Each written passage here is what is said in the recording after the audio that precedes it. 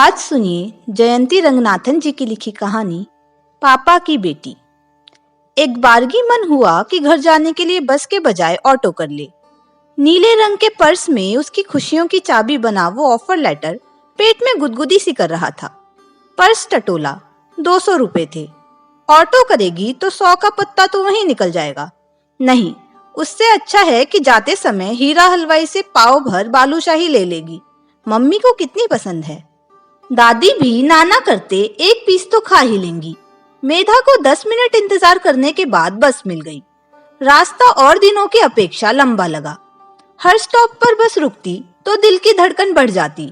माँ को कैसा लगेगा जब वह बताएगी कि उसे नौकरी मिल गई है, वो भी बैंगलोर में। माँ को तो पता था कि इन दिनों कॉलेज में कैंपस इंटरव्यू चल रहे हैं। माँ उससे कई दिनों से पूछ रही थी, मेधा तुझे आगे पढ़ना तो नहीं है? मेरे स्कूल में सब कह रहे थे कि इंजीनियरिंग के बाद अगर तू एमबीए कर लेगी तो तेरे लिए अच्छा होगा। मेधा मुस्कुरा कर बोली थी, माँ 2-3 साल बाद में करूंगी एमबीए। अभी तो मुझे नौकरी करनी है, पैसा कमाना है, तुम्हारे लिए ढेर सारी चीजें लानी है। माँ के चेहरे पर इस बात से खुशी आनी ही थी, पर मेधा को पता था कि वो कुछ बातों को लेकर घबराती है। वैसे भी उनकी जिंदगी में सब कुछ आसान तो था नहीं। स्टॉप पर उतरकर मेधा हीरा हलवाई की दुकान पर पहुंची ही थी कि सामने पड़ोस में रहने वाले कुलवंत अंकल नजर आ गए। बिटिया, अपने बाबूजी के लिए मिठाई लेने आई हो? मेधा चौंक गई। अंकल निकल लिए। मिठाई लेने का उत्साह कम सा हो गया। बाबूजी, पापा घर आ गए? क्यों? वह बिना मिठाई लिए झटपट घर चली आई। उनके घर के सामने छोटी मोटी भीड़ लगी थी। मेधा की आंखें माँ को ढूंढ रही थी, पर सामने नजर आए चांद चाचा, पापा के बचपन के दोस्त। मेधा ने आगे बढ़कर उनके पांव छुए। वे गदगद होकर बोले, कुड़िए, तेरा बाबा लौट आया है, खुशियां मना। देख, मेरा यार घर आ गया पूरे 2 साल बाद। किसी तरह भीड़ से रास्ता बनाकर मेधा पीछे के रास्ते रसोई में घुसी। माँ चाय बना रही थी। सिर पर हल्का सा आंचल, चेहरा पसीने से तरपतर। मेधा को देखकर माँ की आंखों में हल्की सी चमक आई। मेधा को कुछ भी अच्छा नहीं लग रहा था। उसने कुछ रुखाई से पूछा, माँ बाबा घर क्यों आ गए? सब ठीक चल रहा है उनके बिना भी, अब क्यों आए हैं? कितने दिन रहेंगे?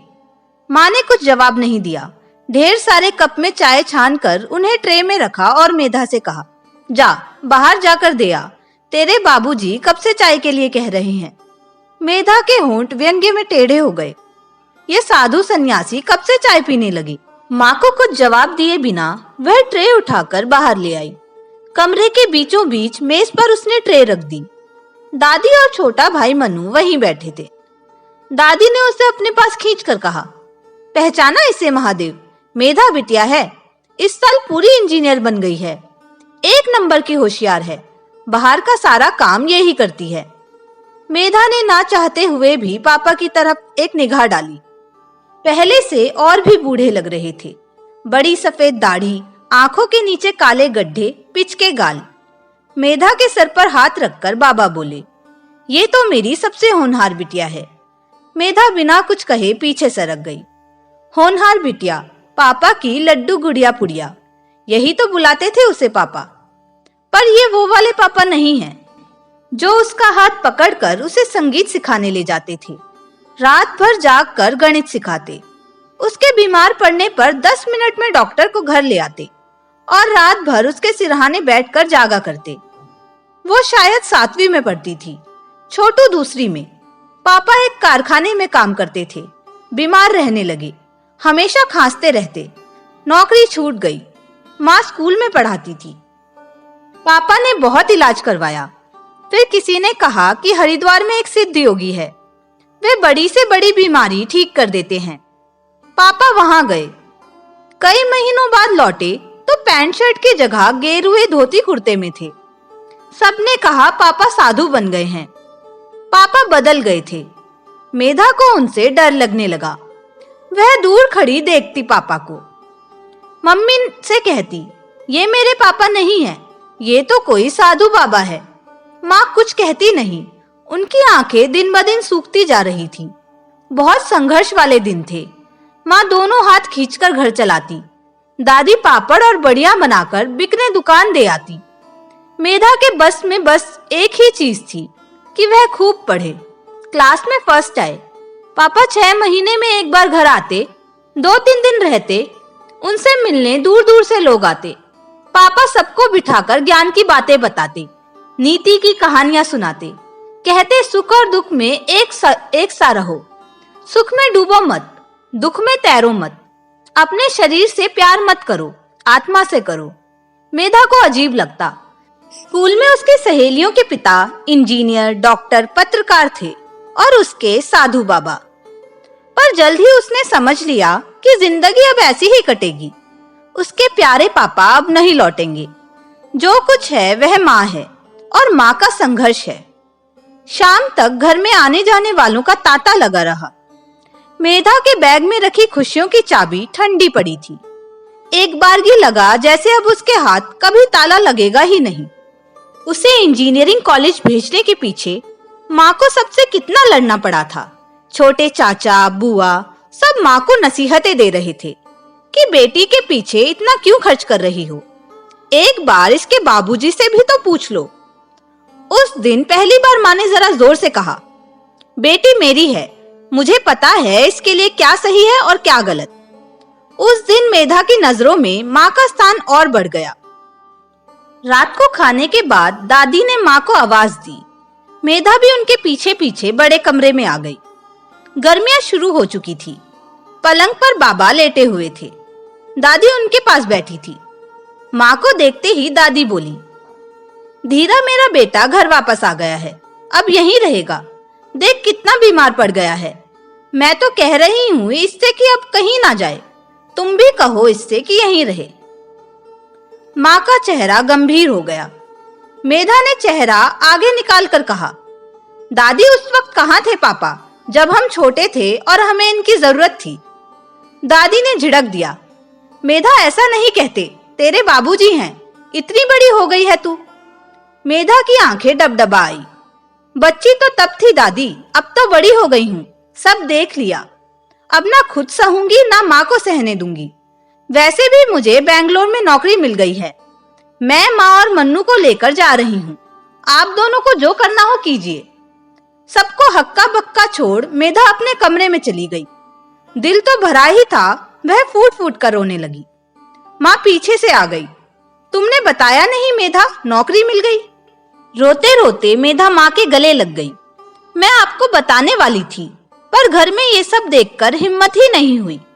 आप मेरे साथ बेंगलोर चलेंगी ना? माँ ने उसका चेहरा अपनी तरफ करके कहा, सब ठीक हो जाएगा बेटू। मेधा बेफर गई।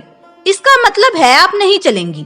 मुझे पता था, आप ओल्ड फैशन्ड हैं। इतना सब हो जाने के बाद भी माँ, उस आदमी ने आपके साथ कितना गलत किया और आप हैं कि उसी का पक्ष ले रही हैं। माँ की आवाज शांत थी। मेधा रात बहुत हो गई है, सो जाओ, कल बात करेंगे। सुबह बहुत देर से आई। मेधा उठी तो आंखें जल रही थी। बिना कुछ खाए पिए वह कॉलेज के लिए निकल गई। दोपहर को वह लाइब्रेरी में थी। छोटू का मोबाइल पर मैसेज आया, दीदी घर आ जाओ अर्जेंट। मेधा छोटू को फोन लगाती रही, उसका फोन नहीं लगा। वह तुरंत ऑटो पकड़कर घर पहुंची। रास्ते भर उसे माँ की चिंता लगी रही। वह उनसे बिना कुछ कहे सुने चली आई। कहीं उन्हें कुछ हो तो नहीं गया। आज घर के सामने शांति थी। ऐसा लगा जैसे बरसों से घर खाली पड़ा हो। बड़े कमरे में दादी पलंग पर लेटी थी। मेधा को देखते ही उन्होंने मुंह फेर लिया और रोने लगी। मेधा मामा पुकारती अंदर चली आई।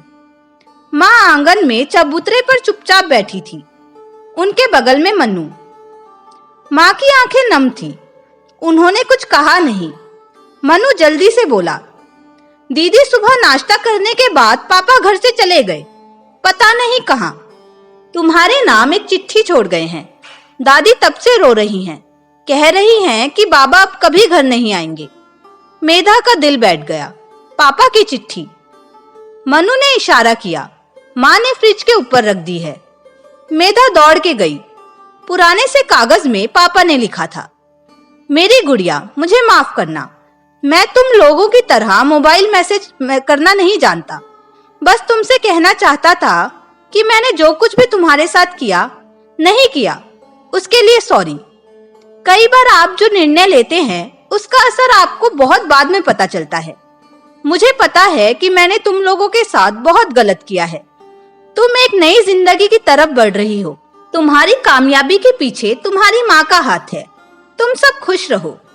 मेधा की आंखें बरसने लगी। उसके पुराने पापा कितने बीमार हैं, कहाँ जाएंगे बीमारी में। रात तक घर में शोक छाया रहा। मेधा माँ से आंखें मिलाने की हिम्मत नहीं कर पाई। दादी बिस्तर पर औंधी पड़ी रही और बेचारा मन्नू इधर उधर चक्कर काटता रहा कि कोई तो उसे पूरी बात बता दे। माँ ने किसी तरह खिचड़ी बनाई। दादी ने खाने से मना कर दिया। मेधा के सामने प्लेट रखते हुए माँ बोली, मेधा, मैंने तो जिंदगी में तुझसे ज्यादा दुख देखे हैं। मुझे पता है कि परिस्थितियों का सामना कैसे करना है। कुछ दिन रुक जाती बेटा।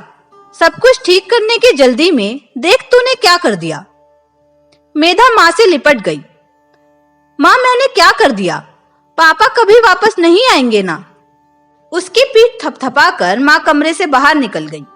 अचानक मन्नू जोर से चिल्लाया, दीदी बाहर आओ। किसी के कुछ बोलने की आवाज आई। अपने आंसू पोंछ मेधा बाहर निकली। बड़े कमरे में पापा खड़े थे। दाढ़ी बनी हुई थी, बाल कटे हुए थे। पापा ने शर्ट और पजामा पहन रखा था। हाथ में सामान था। दादी से कह रहे थे, अम्मा, मैंने हीरा हलवाई की दुकान में काम ले लिया है। मैं बहुत बढ़िया मिठाई बनाता हूँ अम्मा, कल ही चखाऊंगा तुम सबको। मेधा दौड़कर उनके पास आ गई। उसके पहले वाले पापा उसके सामने खड़े थे। गुड़िया, मेरे पास आ। कितनी बड़ी हो गई है मेरी बिटिया।